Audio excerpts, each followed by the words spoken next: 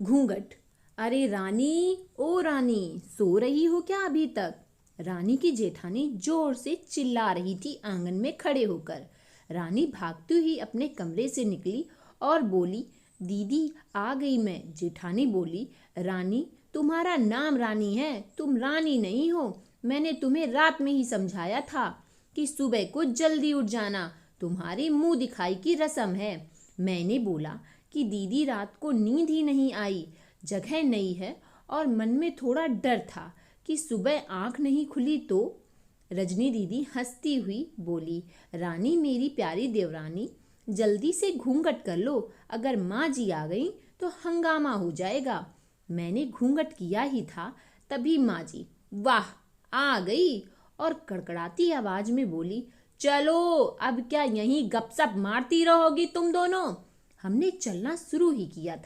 तभी माँ जी ने रजनी दीदी के कंधे पर हाथ रखा और बोली, पता है ना कहाँ से जाना है और कैसे जाना है? माँ जी ने बोला कि जब भी कोई बड़ा तुम्हारे सामने खड़ा हो, हमेशा घूंघट में रहना और कम से कम अपने बड़ों के सामने आना, और बिना घूंघट के तो कभी नहीं। रजनी दीदी कुछ बोली ही नहीं, बस अपना सिर हिलाकर हाँ बोल दिया। मैंने भी बस अपना सर हाँ में हिलाया। माँ जी के जाने के बाद मैंने पूछा, रजनी दीदी आप तो स्कॉलर हो और इन सब चीजों को कैसे निभाते हो? रजनी दीदी मुस्कुराई और बोली कि मैं थारे जेठ जी से बहुत प्यार करती हूँ, इसलिए अभी तक चुपचाप सब चीजें निभा रही हूँ। मैंने कुछ नहीं बोला और चुपचाप रजनी दीदी के साथ घर के बाहर वाले कमरे में जाकर बैठ गई। वहां पर एक पड़ोस की आंटी जी बैठी थी। वो बोली कि ये कैसी बहू आई है, ससुर जी सामने खड़े हैं और ये यहाँ बैठी है। मुझे कुछ समझ ही नहीं आया।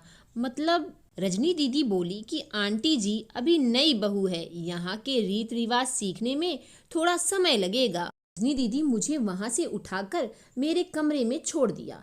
6 महीने यूं ही छोटी छोटी चीजों में बीत गए। फिर एक दिन मैं राहुल के साथ साड़ी लेने गई। राहुल का फोन आया और वो दुकान से बाहर बात करने चला गया। साड़ी की दुकान पे मैं बेधड़क होकर साड़ियां देख रही थी। तभी साथ में बैठे हुए अंकल जी खांसे। एक बार, फिर 2 बार, फिर 3 बार। मैंने साड़ी वाले भैया से बोला कि भैया इन अंकल जी को पानी दे दो, बहुत देर से खांसी हो रही है इन्हें। अंकल जी भड़क उठे और बोले, क्या बदतमीज लड़की है ये, कुछ शर्म लिहाज है या नहीं इसे? दुकान पर हंगामा देख राहुल बाहर से भागकर अंदर आया और अंदर आते ही अंकल जी के पैर छूकर बोले, मामा जी आप यहाँ? मैं घबरा के दुकान से बाहर निकल आई और एक लंबा घूंघट करके गाड़ी में बैठ गई। राहुल बाहर आया और गाड़ी में बैठकर गाड़ी बहुत तेज चलाने लगा। मैंने धीमी आवाज में बोला, गाड़ी बहुत तेज चला रहे हो, कहीं एक्सीडेंट ना हो जाए। हम घर पहुंचे ही थे, तभी माँ जी जोर जोर से चिल्लाते हुए बाहर आईं, देखो आ गई ये रानी साहिबा, खानदान की इज्जत मिट्टी में मिलाकर। तभी रजनी दीदी आई और बोली, माँ जी मेरे शादी के 6 साल हो गए हैं, मैं अभी तक मामा जी को नहीं जानती हूँ, ये कैसे जानेगी? माँ जी जोर से चिल्लाई, देखो कैसे चप्पड़ चप्पड़ जवान चल रही है इस रजनी की। तभी राहुल सबकी बात काटते हुए बोले कि माँ ये दोनों सही बोल रही हैं, अगर ये हमेशा घूंघट करके रहती हैं तो ये मामा जी को कैसे पहचानेंगी? और माँ आज मामा जी के फोन पर तुमने पूरे घर में शांति को भंग कर दिया है। पिताजी और जेठ जी ने भी अपना पक्ष राहुल के साथ ही रखा। माँ जी थोड़ी देर सोचने के बाद वापस रजनी दीदी और मेरे पास आईं और बोली कि तुम दोनों को अपनी मर्यादा पता है, मुझे उम्मीद है कि तुम कभी भी मेरा सर शर्म से नीचे नहीं झुकने दोगी। हम एक ही परिवार के सदस्य हैं और हमें हमेशा साथ रहना है।